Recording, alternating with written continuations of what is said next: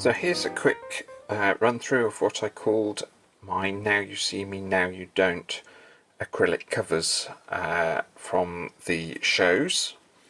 First of all, I'll show you the journal one, and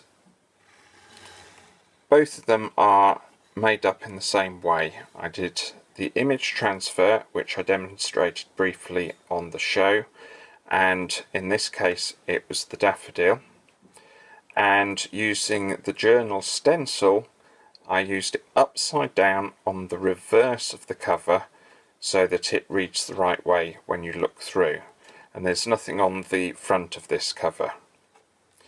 If I take that cover off, you can see that the daffodil and the journal word moves, and the majority of the colour from the journal acrylic cover was the back side, or the front side of the page underneath.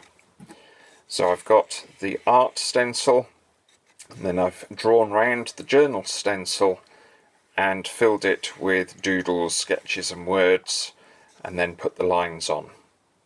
So the magic happens again when you cover it over with the translucent image transfer, adding the shape of the daffodil, the yellow background complementing it, the green comes through, and the stenciled journal on the reverse side of the acrylic hides the doodled journal underneath. A quick look at the other side. I've traced round the ivory colour journal that I put on, and then I've used a Posca pen to colour over the back, which fills in all of the gaps in the font. So that's the first one. We didn't see that on air. And the one I rushed on air is this one. So again, we've started the same way. I've used an image transfer to essentially stick the ink onto the acrylic plate, and this time it's of roses and peonies.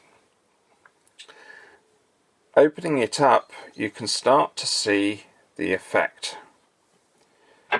Again, we've got a translucent image transfer, and this time I've used Tina as a mask and popped white primer around the edge here, primed this as white, then put the magenta paint around here.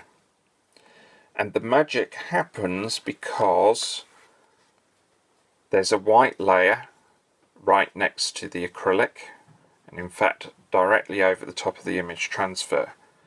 And when that's over the top of the white layer underneath, they appear to be in the same place, and that's how she disappears.